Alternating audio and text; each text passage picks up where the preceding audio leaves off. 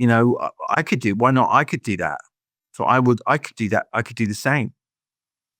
But again, I was like, I was too curious because I wanted to do something different. It was almost like this idea of graphic design didn't give me enough freedom to do the things that I wanted to do creatively in art. Welcome to the Founder's Journey podcast, where we unravel the life stories of unique and successful entrepreneurs.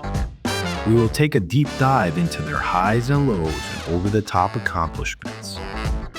So get ready for the Founder's Journey podcast with your host, Jimmy Dulambakis.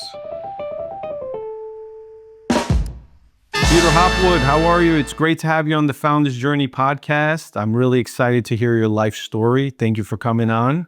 Well, thanks so much. I'm glad we're making this happen from Split, Croatia, right over to New Jersey, US. So I'm intrigued myself to find out more about my own life, really. So, but let's see how this unfolds. Yeah. All right, fantastic. I guarantee you by the end of this episode, you're going to be like, wow, I didn't really think about that part of my life, Well, thank you so much. I might even be impressed with myself. I don't know. We'll see how it goes. Okay, wonderful. Well, take me back to the beginning. Where did you grow up, and what was your childhood environment like growing up? Yeah, so I'm British. I'm from a place called Watford. You know Elton John, right? Yes. I'm sure you do. Elton John is from Watford. He's from the same town, and he was the chairman of Watford FC, the football club, and he's very well connected with the club still today. He still goes to the game sometimes. So he's a kind of famous guy from a relatively small kind of town just on the outskirts of London.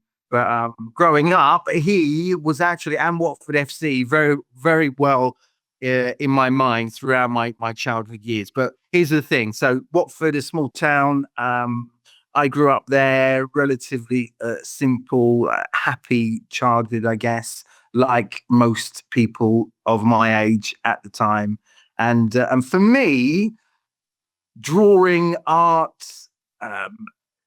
school, this was kind of in my mind. This was really where I wanted to be. So I kind of set my heart on going to art school, graphic design, doing, really creating things visually, really fascinated by history of art, all those things to do with art, culture, pop culture, all those things that actually influence us today in terms of all that culture in the past and how we create things for the future, right? So it was kind of very visual, but I realized at the end of my studies that probably that there's more that I kind of want to discover. And to be honest, I didn't really know what I wanted to do. Like, I guess so many people, right? So many people, let's say 16, 17, 18, not quite sure.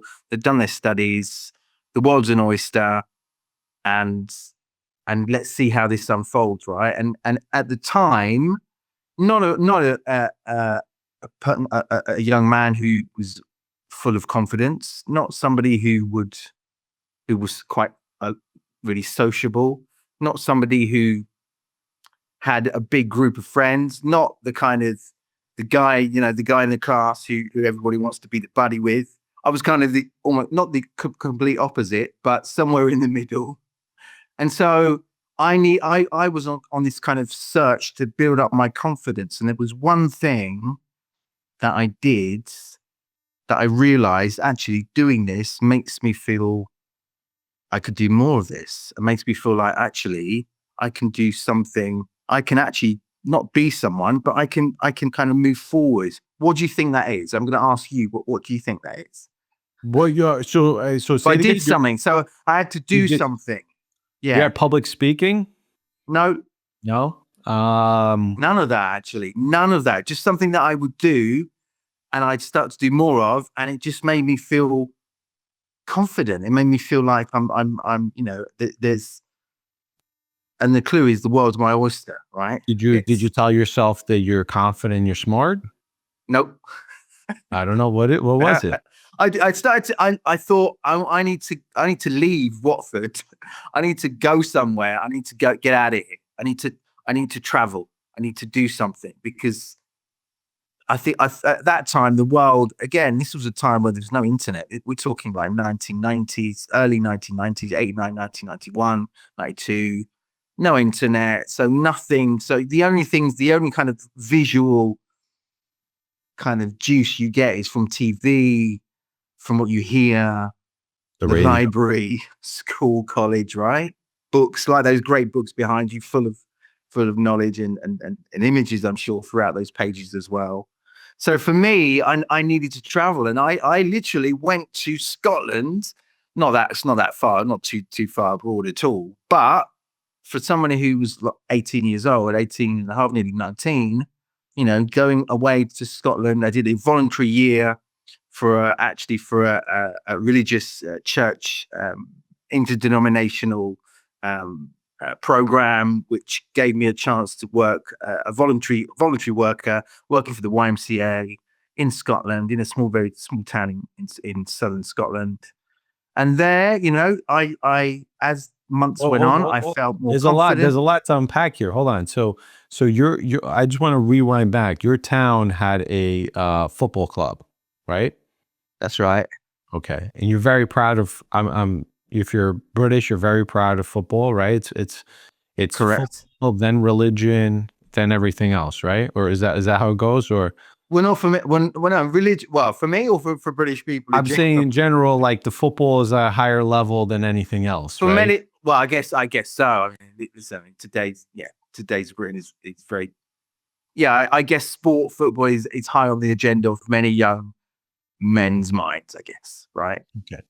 Now, when you were growing up, what type of town was it? Like, can you give us a little background on the town? Like, Yeah, it's a small 90,000 town. people just on the outskirts of London, a suburban town, I guess.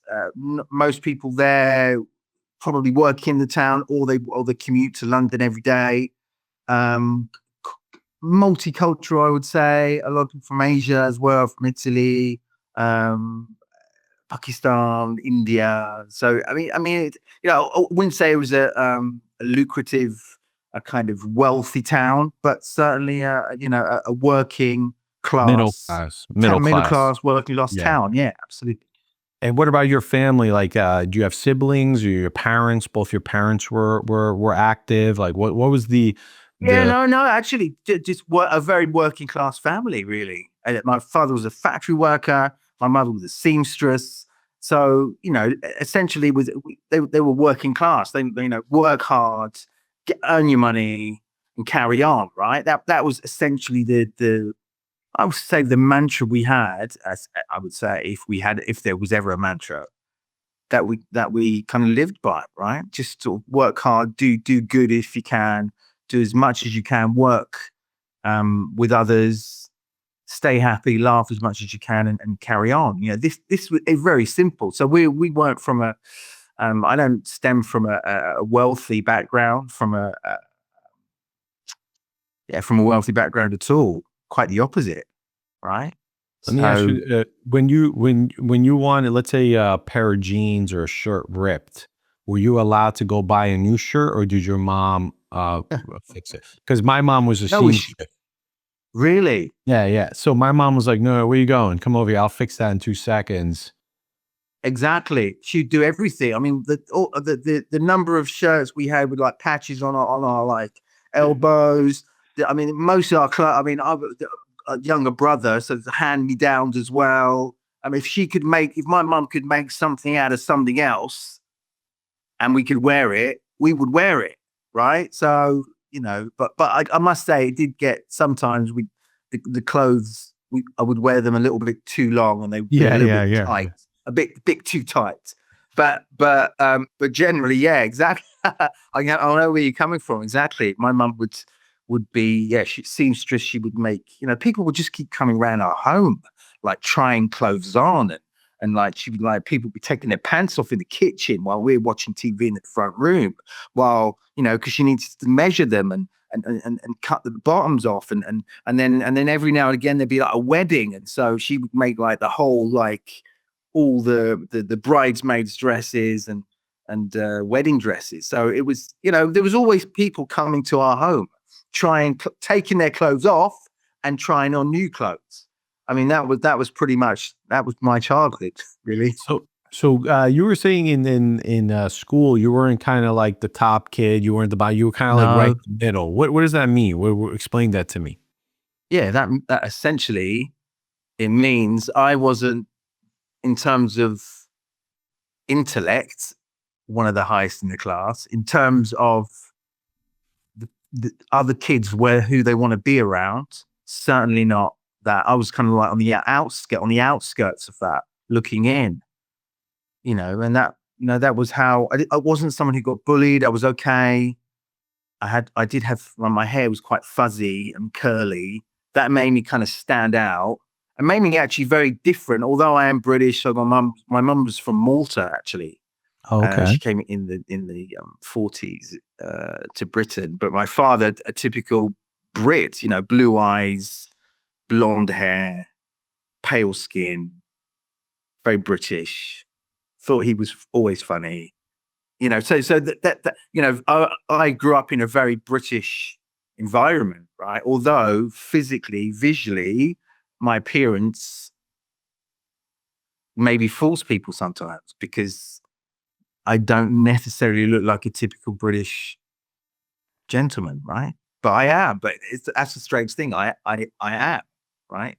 So at school, looking a little bit different, I kind of fitted in really because in our class we had, most of my classes were, as I say, multicultural, lots of people from Asia, from other European countries as well.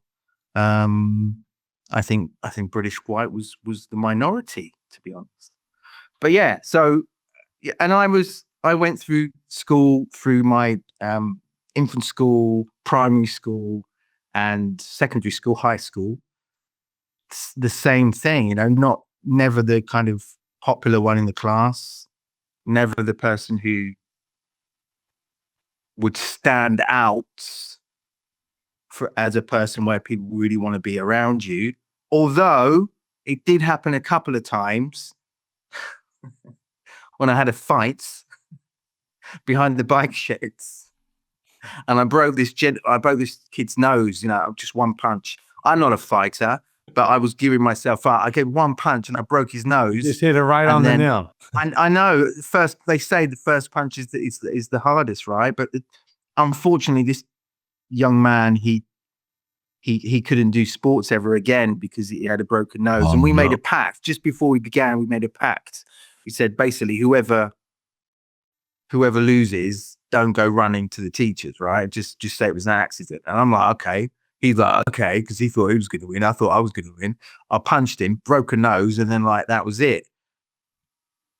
And so I went back to lunch after I had punched him in the face, and everybody's patting me on the back as if I'm like, I'm the guy, I'm the man. I'm not the man. I'm not the guy. I just had a fight and hurt someone, unfortunately. Yeah. And then you become, so it's so interesting how we become popular for different reasons, right?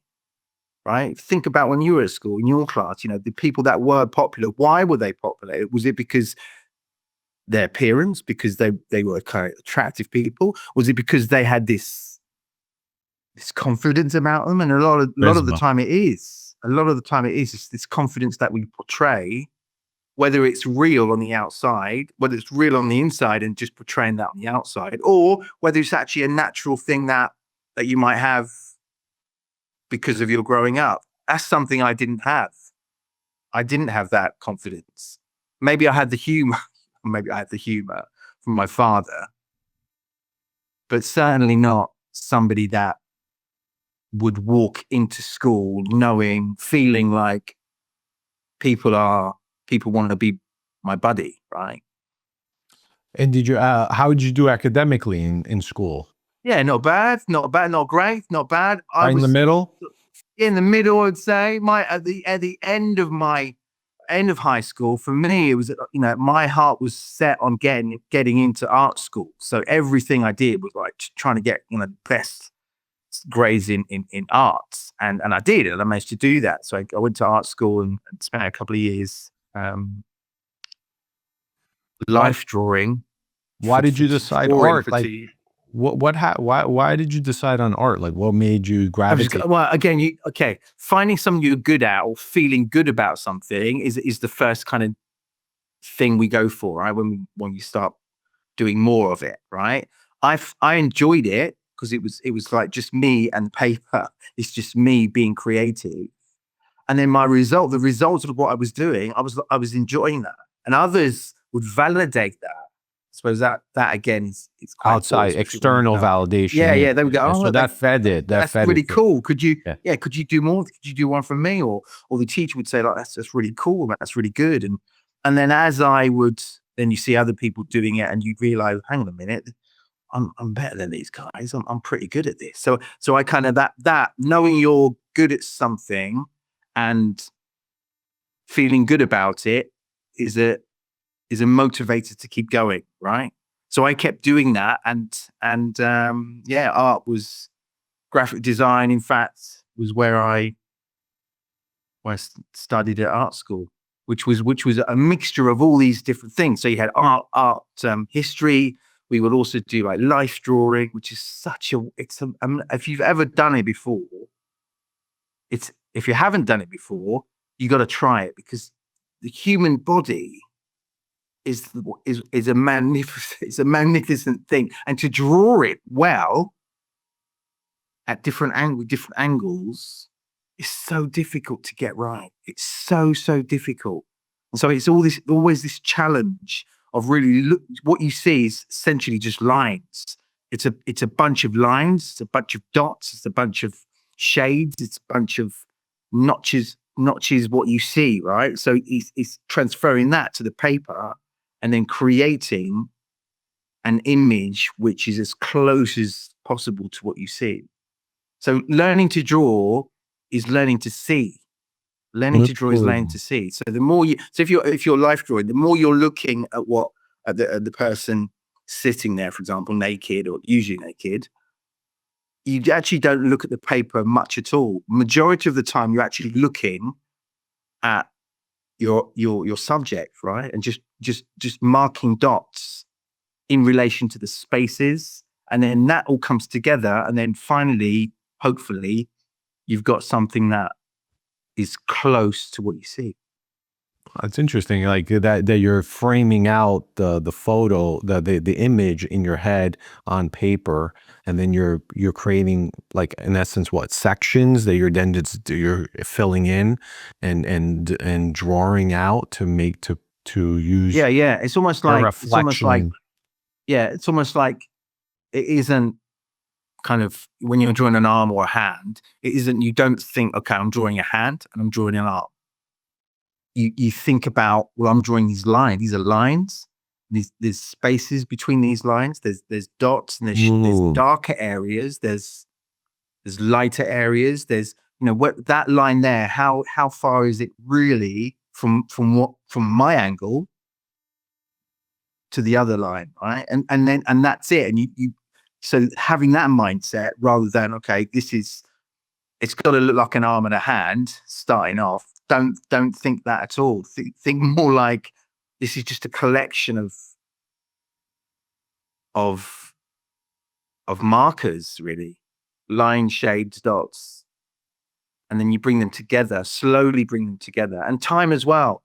Time, it doesn't matter. Time, you can take your time. It doesn't matter. There's no rush. You don't have to do it in 1 second. Yeah, and also one other really big thing I learned from art school is when you start drawing or you create an image. And remember, this is a time where we didn't have computers. We didn't have where you can do everything essentially on a screen, on a computer, colors and everything. Then we had to actually by hand make mock-ups with type, with colors, and so we didn't have any tools really other than these old school pens, pencils, colors, chalk, all these things, right? So I remember my lecturer said to me, if you're not happy with it, don't worry. you're just drawing on a piece of paper. You're just drawing on a piece of paper. So, for example, life drawing, we'd start, and then this was at the start of our lectures, really, for the first couple of months. Many of us would be he would see us as well, feeling frustrated with what we're doing. So, when you're drawing something, I'm not happy, then you rub it out. And he would say, like, don't worry, it's just a piece of paper. Screw it up, poof, throw it over your shoulder, it's gone, and you start another one. So you remove so drawings are just, it just doesn't matter, and we can do that. And that is kind of like today, I guess, reflected in what we can do today in terms of creativity when we're creating images or when we're creating text or we're creating whatever we're creating, and digitally that helps us do that. We can just like edit, delete, and then start again. And he would tell us, he would always make us remember that, don't worry, even if you've done a lot of it and it's not going in the right direction, start over. You can say to yourself, okay, it's okay, just rip it up, gone, it's only paper, it's only a picture, that's it, start again. And do you think that what he was trying to do is have you focus on developing the skill and not the stress or the expectation? Yeah, no, absolutely. Why make it why should we be stressed about something we're creating? And we shouldn't be stressed about a piece of paper and a pencil. What's the big deal if you draw something and it doesn't look right? I guess, again, all those things that come into your mind still we have today when we create something and other people see it, we get judged by it, right? And people will think, oh, what's that? What kind of a drawing is that, right? So, but again, it's just judgment. So if you can get rid of that at the beginning, get rid of it and then start over again. Yeah. Let me ask you, who were the 2 or 3 people who most shaped you during your childhood and teenage years, and how did they influence you? Yeah, good question, really. I think my grandparents, really, to start off with, but as most grandparents are, because they're not the people that you live with, they're the people that are your extended family, but they're always, they don't have to deal with all the the arguments. They don't have to deal with all the every day, all the ins and outs, all the good, bad, and the ugly. They just come over, and their job is really to kind of make you feel good and pamper you and give you presents and talk to you, and they really want to get to know you more as you get older, obviously, because you're their grandson. So I suppose just because they were always there in the background, kind of calm figures that I know I could go to when things got tough, right? When things weren't going well. So yeah, I would say them. Other than that, yeah, not really. I suppose at art college, yeah, the lecturers there who were interested in helping people, and help me obviously as well, to develop their skill, but also, and I realize this now, to develop themselves. It's to develop yourself as somebody who can identify when something's not going right, to identify or to be curious, I guess. Art school taught me so much. I realize that now, right? Helping you be curious about, okay, well, how about if we try that? Let's try that. Let's move that around. How about if we create something completely different to what most people are used to, right? So, and this was, again, we're talking early 90s, nothing digital. Digital wasn't even a word. Was it a word? I don't know. Donkey Kong was probably the most digital thing I had, right? Pac-Man. So you're in college, you're doing like art, you're in an art school. What was your plan after college? What was your life plan? Like, where were you going, and what made you? Yeah, no, I didn't have a plan. I thought maybe university, maybe go on to a degree in art, after graphic design. After secondary, it's called secondary school, high school?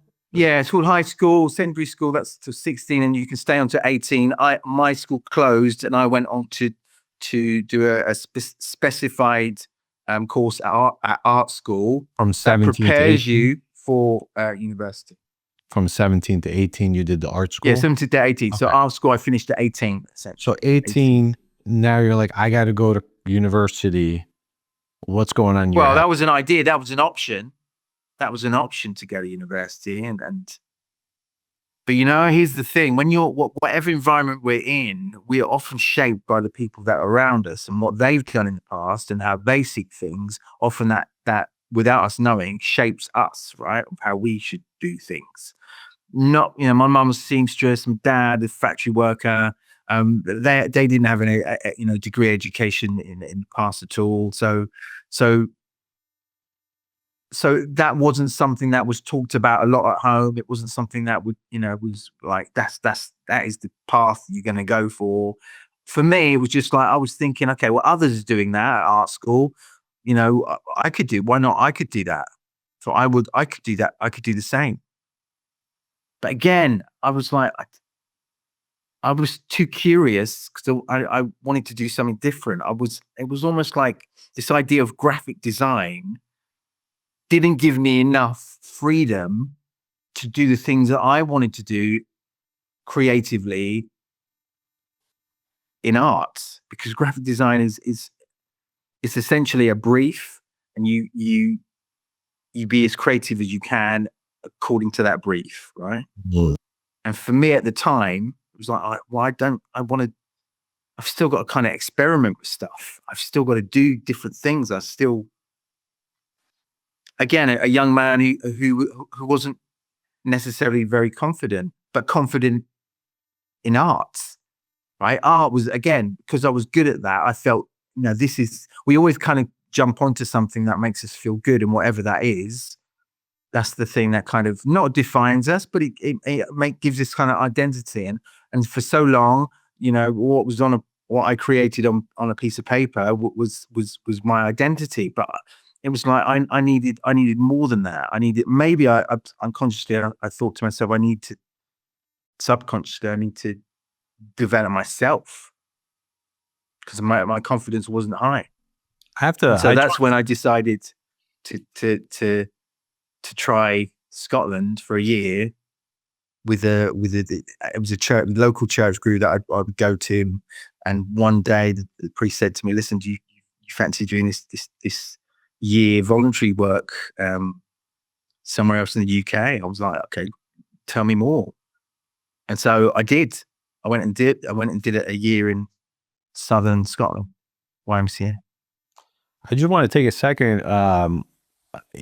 One, you're a very deep thinker, which is a big compliment. And to understand the mechanics of what was going on in your head late high school into university is fantastic. Most kids are not thinking like that, and the fact that you're understanding why you had that drive to continue in art, it's really impressive, because most kids at that age do not think like that. They think, what's everyone else doing? How can I be part of that group? How can I get external validation in?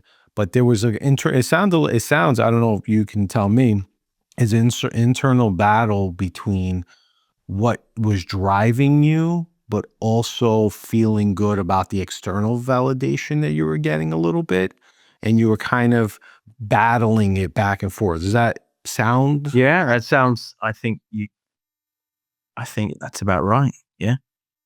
So tell me, so now you go to Scotland for a year, and you're studying what? No, not studying. So I'm working voluntary work for a year, working at YMCA, working with. It was actually working with people that had certain issues in society. People, maybe addicts, and um, people with health problems, and so working voluntary at a YMCA in southern Scotland, at a tennis court, at a health center as well. So just helping out, and again, supported by this program that helps young people. Maybe they're looking for volunteers, and I kind of fitted the bill. So I Was did there that for a year. Yeah. Was there a memorable moment during that year that stood out that you remember that kind of? Yeah, I tell you, it was quite tough actually. I found it pretty difficult. Um, Not really because it was voluntary work. They gave me a little bit of money here and there every month, every week. But the money wasn't an issue because they gave me somewhere to live and food but I found it quite difficult to be in this small town, quite yeah, for a young Englishman, not always a great place to be. We certainly didn't look English either. So yeah, no, it was an interesting year, but again, it was a year that opened my eyes to a lot of things, gave me more confidence to stand up for myself, to do things completely alone, away from my first time away from my family. So And yeah, where it was interesting and year. after Scotland that year, where did you go from there? Did you Yeah, and go? then went back to my parents, and then I started working. Then I went to stay with my grandparents in London, right in the centre of London, in the West End, and just had these a collection of different jobs working in the leisure industry, really. So working in a cinema, actually worked in a theatre, a West End theatre, which I tell you what, that was that was really the game changer for me, I think. So I worked first of all front of house. So that's essentially in front. When people come in, you welcome them, you sell them programs. In the intervals, you can sell them um, ice cream, popcorn, and things. And then for a while, I actually worked backstage as well. So you see the other side of the coin, backstage, how that all works, and just as somebody just helping out um, backstage during different shows. But yeah, very intriguing time indeed. And then from there, where did you like? What was your path after all these jobs? Like you're working, are you still doing? Yeah, so I'd already been in Scotland, been in London, still quite young, 21, I think, and I still had that bug, still that travel feel about wanting to move on to live abroad, to go somewhere else, to try something new. Because my confidence, remember at that time, my confidence kind of growing quite fast, which I guess was a good thing because it helped me kind of think, oh, actually, I can move on. I can go on to this. Why not this? Why not that? Right. And as I made the first step to Scotland, if I hadn't made the first step to Scotland, I don't think I probably would have been tougher to kind of do the things I did afterwards. So after the theatre, I then went to work in Paris. I went to work for Mm. Disney at Disneyland Paris. Yeah, again, that was really interesting. So living in Paris, living in the center, commuting to Disney every day in the outskirts of the city. Working language was French, so that really helped me with my language skills as well. Confidence grew immensely, having to speak to strangers constantly. But when you're doing the same thing all the time, when you're saying the same things more or less all the time, when your behaviors are pretty much the same things all the time, again, you get good at that. You get good at that and you get They're more confident comfortable. at that. Absolutely more comfortable. And that's something that, has gone all the way through to what I'm doing today. The skills of public speaking, standing in front of a stage, standing on a stage in front of a group of strangers from 100 to 10,000, whatever it is. The more you do that, and I've done it many, many times over my career. But the more at the beginning, the more I was doing it, the more I was telling myself, "Oh, I can do this because I've done it before and it's worked." Your brain does Yeah. that. So whatever it is, so I don't know, if you started knitting, if you just thought to yourself, "Well, I'm going to start knitting." When you start knitting, probably go on YouTube, maybe give you a few a few ideas on how to start, right? And then it'll probably give you a few more kind of a beginner's guide, and then a kind of intermediate guide. And the more you do it, you do a couple of socks, you do some scarves, you do a sweater, and as you keep doing it, after a certain amount of time, you feel very confident. You feel, actually, I'm pretty good. I'm actually good at this, and I enjoy it because I'm good. And that's a spiral that motivates you even more. So going back to where I was earlier on at Disney, having to speak in front of strangers, guests constantly brought up my confidence. Was there a moment like, and so it's what I'm hearing is this bits and pieces, the creativeness, right, of designing. There's this the public speaking, right, that you were comfortable with, right, just speaking to strangers and not worrying so much about what they're thinking and having the confidence and just executing, right? And was there a moment, like a specific moment or experience when you felt like this is my path? I'm meant to be an entrepreneur, or I'm meant to be a creative person. Like, was there a moment like after working at Disney that you started, okay, like this is who I want to become? I have to say, it took me a lot longer, a lot of time after that, when I realized that. If we go back to the theater, I mentioned it was a really intriguing time, and I'll tell you why. So I used to watch, so on at front of house, when the theater plays shows are on, that's when you're not working. So you can sit at the back and watch the plays, right? So I would sit at the back and watch the plays, like, every night. Same play every night. Same things every night. And so I would watch these actors, watch them do the same thing, but I'm telling you, not every night, but often they would do something slightly different. They would move a different way, or say something in a slightly different way, or pause a little bit longer, or interact slightly different, because by that time I knew it I knew off by heart. I could be on that stage myself, you know what I mean, doing the same thing, not as good as them, but I knew the whole script, the whole everything. So when you hear it and see it day after day for months, you get used to it. But that fascinated me. This way of an audience feeling something from what people say, the way they say it, and the way they move. Mm. So for me, that was a really intriguing thing. And so when I started to work backstage, that was even greater, because I would see them before they go on, what their minds, not I couldn't see what they were thinking, obviously, but I could tell. You look at them and you can see what's kind of going through their mind. And so I would have chats with different people who would be on stage, and we had good conversations about, because I'd be really curious, how do you do that? Or, what do you do when you forget something? Or if you forget a line, what do you do? And most of the time they would say to me, if I forget a line, it only takes a little bit of time, very small amount of time, for it to kind of trigger back. Mm.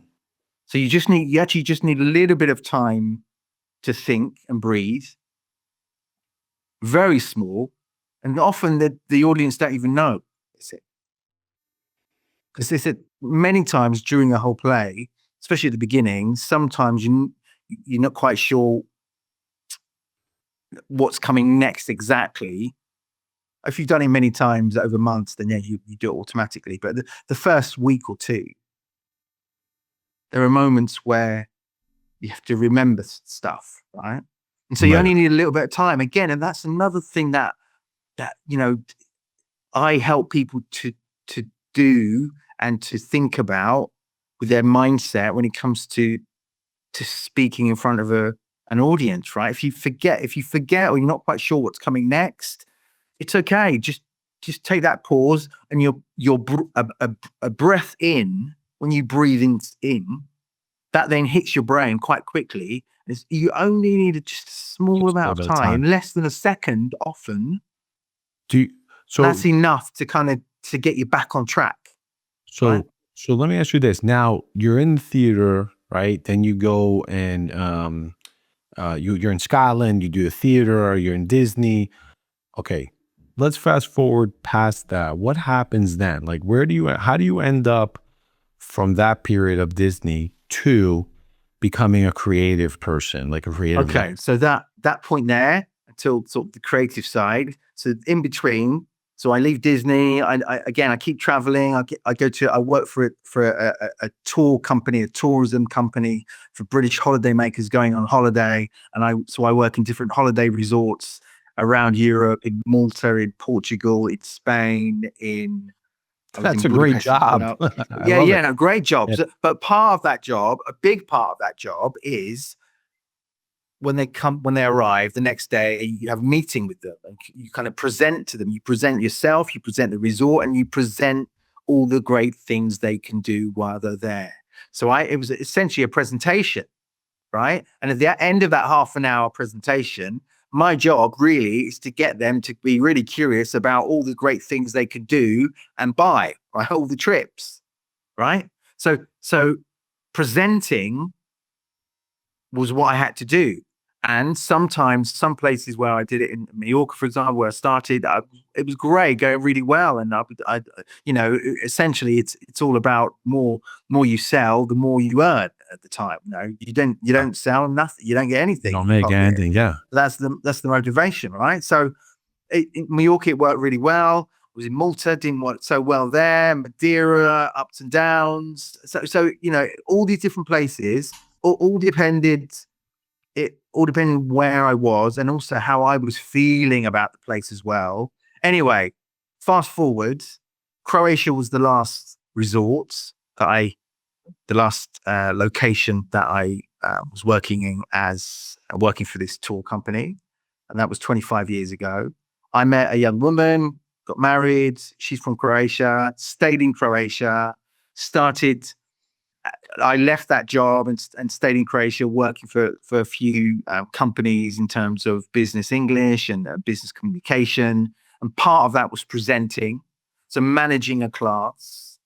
Then a few years later, I realized actually I'm pretty good at presenting, and I can help people to present well. So I started to think to myself, well, actually, why don't I just focus on presentation skills, Mm. speaking skills, the behaviors you need to have, or that help influence people watching you to help them take action, which is often, well, now not all the time, but often it's buying or agreeing or influencing, or having a conversation with you. Pitching, for example, pitches is all about helping people have a conversation with the pitcher at the end of the pitch. That's what you're trying to get, a chat, get them thinking, oh, this could be good. Getting them curious. So it was at that point really where I started to, just sort of really develop this, really identify myself as a presentations coach, speaker coach, and then stories came into that as well. Yeah. Stories always coming to it Always. anyway. But again, it's really embracing, helping people to find and nurture stories, and then frame that as a story coach. So today, speaker and story coach, really. So not just about the delivery, because we can be confident. Again, go back to when I was at school. People were confident. They were confident because they probably walked in a way that was cool. Maybe what they were wearing often is why people, the best trainers or Right. whatever, I always right? think, well, appearance wise is what draws people. Appearance wise, yeah. But that doesn't make, but appearance wise can make other people think you're cool. And then often in your head, you think, oh, I'm cool. I'm cool because I've got the That's trainers the that are cool. confidence.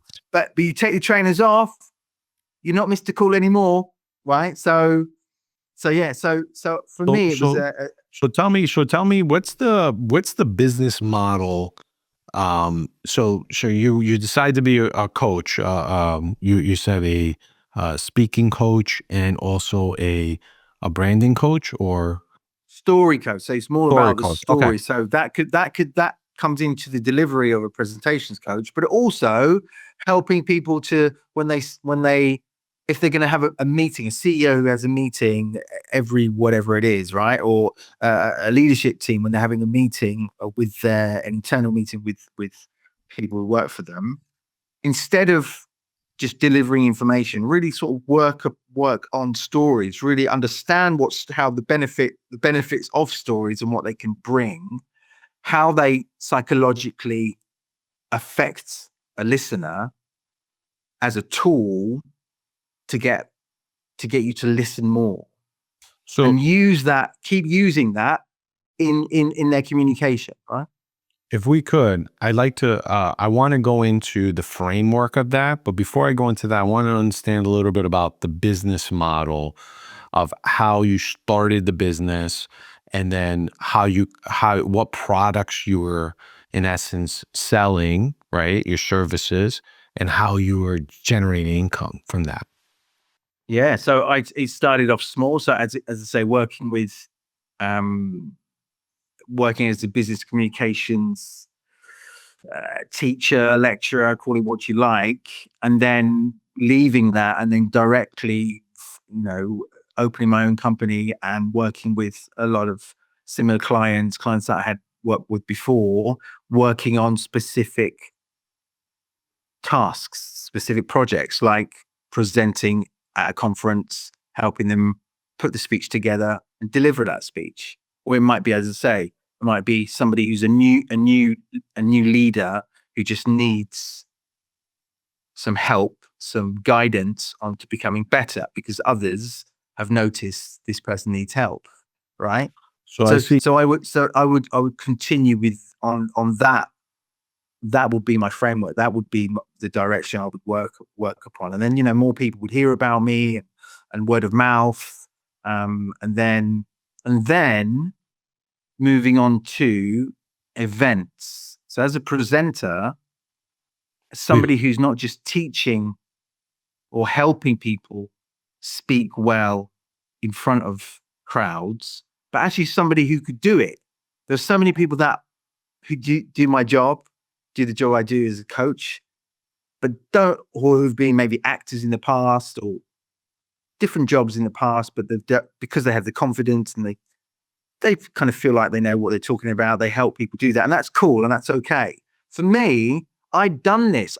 Everything I'm teaching, everything I'm kind of mentioning, everything that I'm helping them with, all these little behaviors, I do them. I've done them. I've done them well. I've done them not so well. So So you I know know. I kind of, and so as an event host, as an MC, master of ceremonies, as somebody who shapes events, shapes stages on behalf of event organizers, on behalf of companies, that's what I started to do as well. So I started here in Croatia, one event, a local event, and then I went to a couple of other events in the country. Then I thought to myself, actually, there are a lot of events, not so much here in Croatia, but certainly abroad. Let's try and do a few more. So I went to Berlin, I did one there, then London, and then France. And at the beginning, these events, big events, so I would offer, the fees I would offer would be quite low, right? Just to get that experience and get photographs and videos to build up my brand, right? And so did that for a while, and then it kind of just kept going and got bigger and bigger. And then I went over to Middle East, Dubai, Abu Dhabi, Riyadh now, Asia, some of the biggest events on the planet, some of the smallest niche events you can find as well. So yeah, so that is how things kind of developed and unfolded to where So I am today. the business model is you're getting paid per project, right? Or there's a consulting fee or a project fee, and then they outline it, and you adjust pricing and whatnot, and then they pay you. That's how you do it, right? Absolutely. So it's Oh, group for groups, individuals. Most of the time, 90% of the time, physical, so I would fly in and in their offices or the events and do that physically. Obviously, during COVID time, it was all through the screen, and that was an interesting period because everything stopped. All my for so many, all of my 90% of my work stopped because I couldn't get there. Then actually, it sort of turned the other way because everybody had to use the screen, and everybody, or most people, not everyone, but a lot of people thought they were already good at it, but most people were not good at it. So I would help them be good or get better at creating this trying to build up this trust between the screen now, right? To do the behaviors. And as you can see right now, so there's certain things I'm doing, and it's all not just by chance. I'm deliberately doing these behaviors. Like in my screen now, I'm making sure you can see my hands. They're not down here. They're here at this level. So you can see that I'm in the frame, right? I'm standing. For me, it's important to stand. I sound better when I stand because the air's coming in. Interesting. Right? It's a different air. Okay. And if we're just having a quick chat, okay, but now it's the end of the day. For me, it's the end of, not for you, for me here, end of the day in Croatia. So I've already had a day of speaking, of doing stuff and working. You want the energy. So if I was to sit down, you would hear a difference. Probably not, you probably wouldn't notice so much, but I certainly would from how I sounded this morning. And I sound now, hopefully, because I'm standing, and also I'm more animated as well, so that I can get, if I want to, get closer, right? And I can put my hands closer as well. Yeah, I see. I can come back. So we've got So all of this here, that's all I have.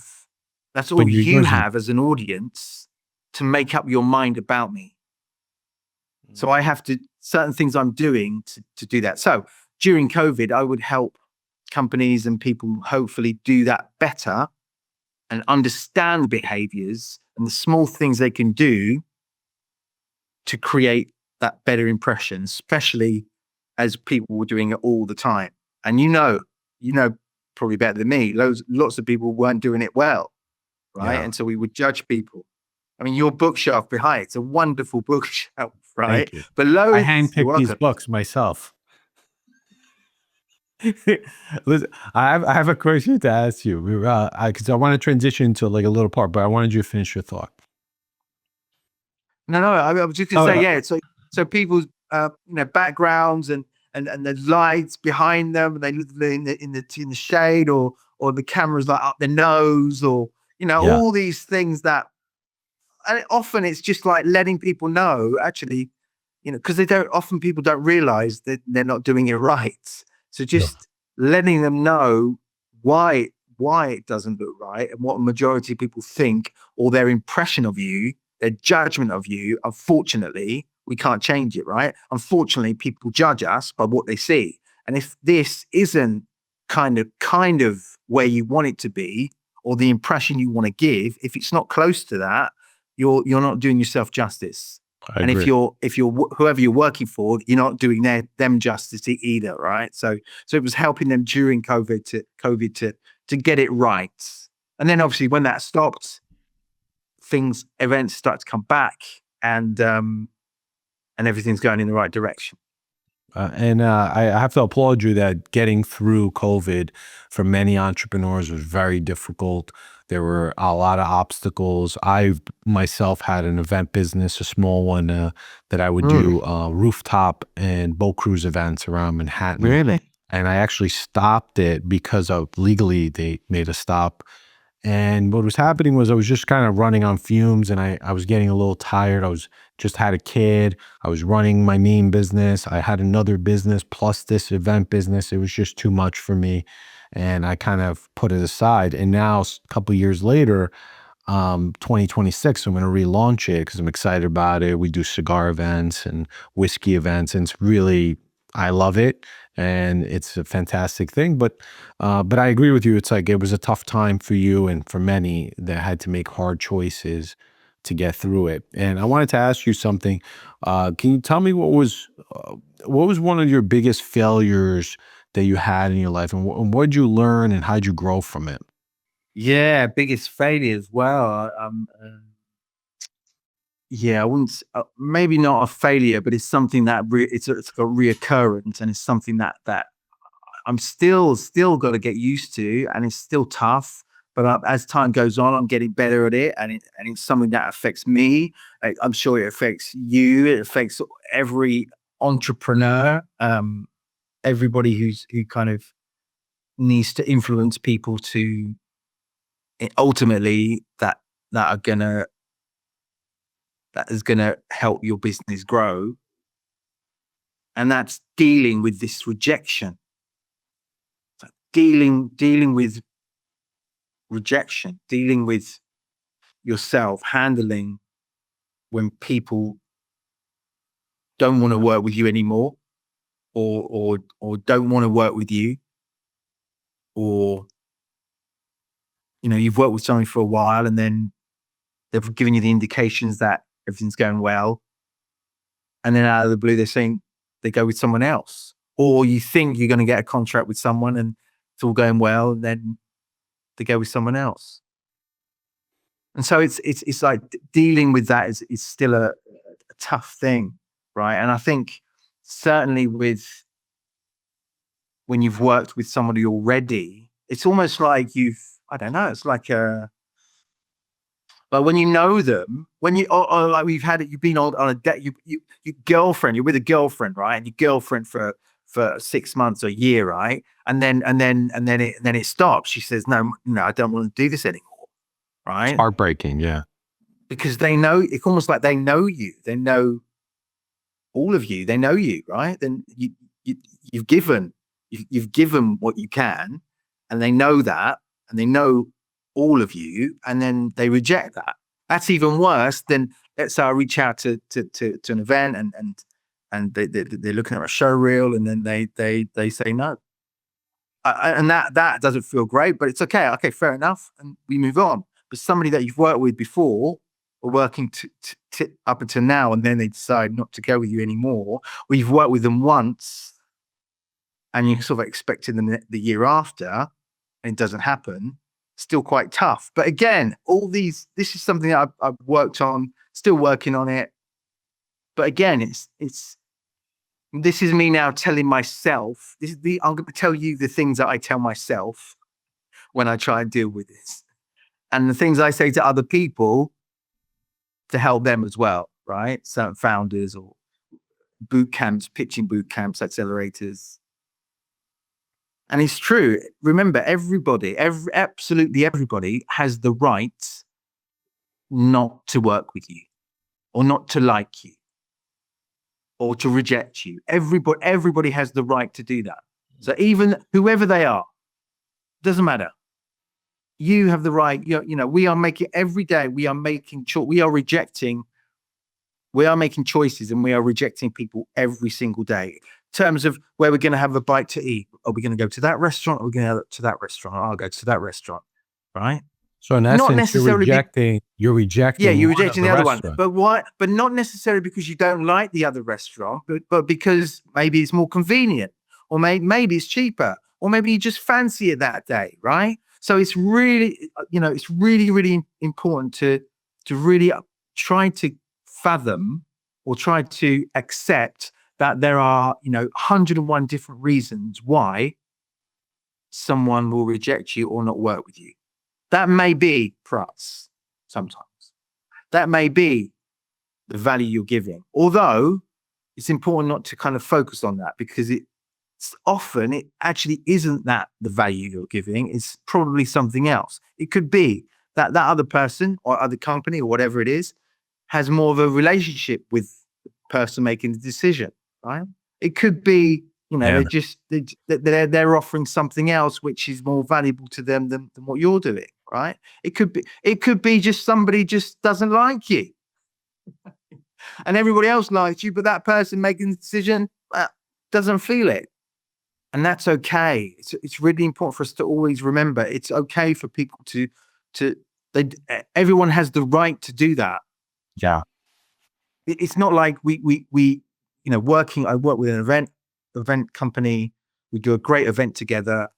That doesn't guarantee me the same position the year after. You got to work for it. Naturally, it would be kind of, you think to yourself, what would hold this company back if they were to bring me on board again? Hopefully they will. They don't have to. Everybody has the right not to go with you, not to like you, not to like your product, not to like your pitch, not to like your presentation, not to like the way you walk, not to like the way you speak, not to like your bookshelf behind you. It doesn't really matter. Believe it or not. I love it. Everyone better like this bookshelf behind me. So I have one question because I want to wrap up a little bit in a few, but is there any thoughts? Number one, I thought, every time I do these interviews, I don't know where we're going to go specifically, but this last part, I mean, all of it's been fantastic, but this last part is such an eye opener that like, wow, like they might not like me and they might not like my company name or who I am or how I talk and all these things that you're mentioning. And I think it's hard as an entrepreneur who's optimistic, who thinks, yes, I built this product. They want it. I'm going out to sell it and they're going to love it. And you're saying, well, maybe they won't. And that's okay. Yeah, I'm saying like the majority, like, okay, for anything to work, you need the majority, you need scale, right? And you need most people, a lot of people to like what you're doing, right? Fortunately, I'm in a position where, a lot of people like what I do. A lot of people I get hired constantly around the world on stages. So that tells me I'm okay. I'm okay. I'm doing well. I'm not, but I also know there are people that in audiences that 20% that maybe I'm not.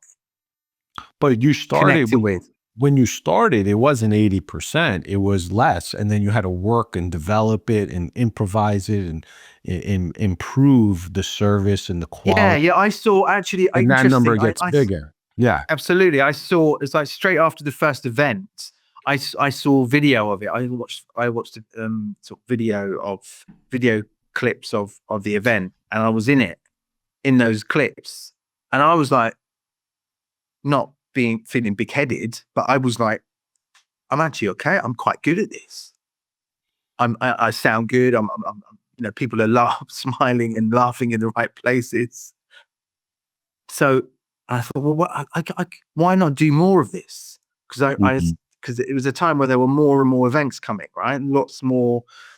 Because many years ago, it was just almost just TEDx kind of style events, but events and conferences popping up all over the place, and companies are doing their own events. And so I thought to myself, actually, I could do more of this. And so offering my services for a very low fee, it's almost like a no-brainer. Well, okay, this guy, I'd send the videos and they would see that and they would like judge me. And for a lot of them are like, okay, why not? And also if it was a low fee, they're not losing much. But for me, it was important to do those jobs at the beginning, because it helped me build the brand, build credibility.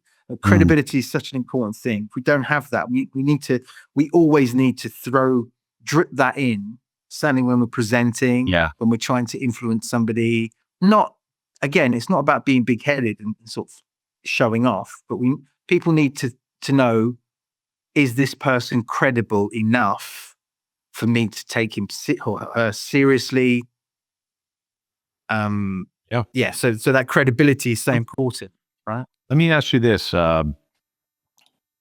if you can go back in time and meet your 20-year-old self, what advice would you give, knowing what you know now?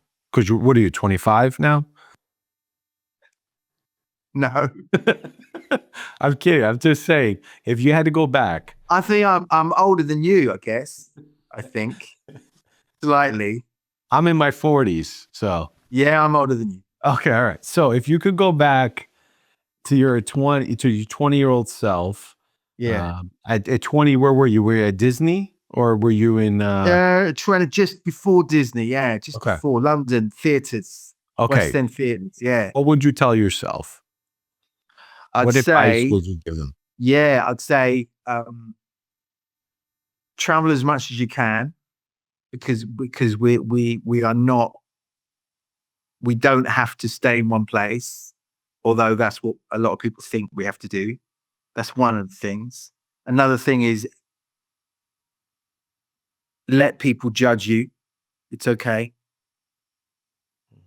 Let people judge you. It's okay, because they will sometimes, and sometimes they won't, and they don't care. Most of the time, they don't care. So this judgment thing, for most of us, is something that, for many of us, it kind of almost like not rules our lives, but it's so important how we identify ourselves with what people think, right? Framing this idea on social media or wherever it is, right? But in fact, when it comes to, let's say, when it comes to the work I do with the people I help, judgment, no, people don't really care.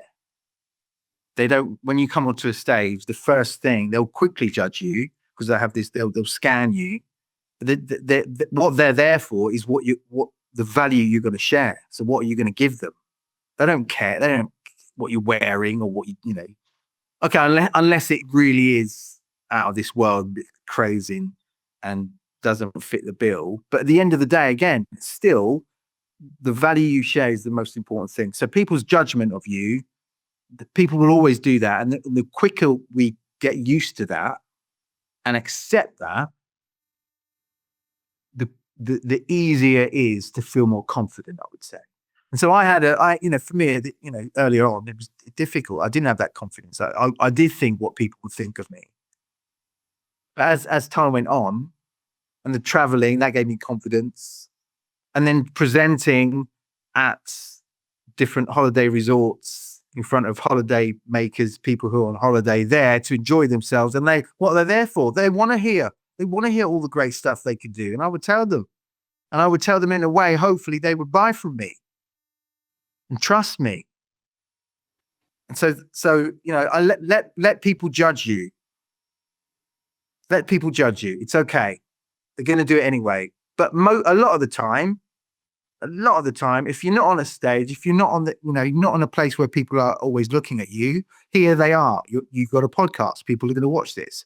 On a stage, people are looking at you, right? You're doing a presentation. People are looking at you. TEDx stage.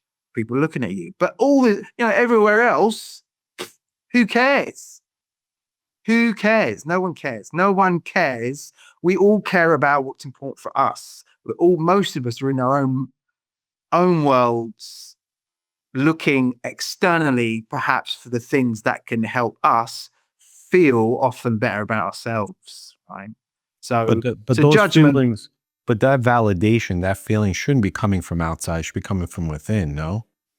And I know it's hard. I'm not saying that even me, myself, sometimes I find myself looking for validation, from outside, and I have to catch myself and say, why am I so worried about what this person thinks or this project or this business opportunity? How about I just be me, and either they're, like you said, either they're going to love you or not, Peter, so one last thing, and then we're going to wrap it up. Any books that you recommend the audience read? You know what? You've got a bookshop. It looks like a bookshop. You've got a bookshelf behind you. I've got a bookshelf here. There's actually, I tell you what, this actually, I'll tell you what. Can you see that? The Rules of People. Oh, this is good. Yeah. Have you read that?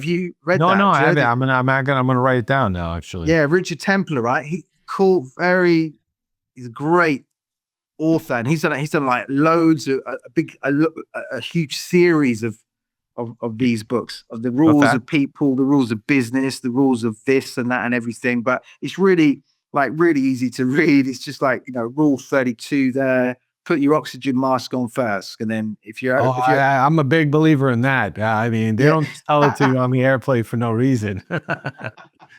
And then rule 51, remember the details. So they kind of give you these kind of cryptic kind of titles, and then you read them, and then you kind of get this kind of like overview at the end. But it's again a great one to kind of jump into and jump out of. Just give you some ideas. Again, you're in your 40s. I'm a little bit older, and I guess a lot of this we kind of know, or we've come across, or we've experienced.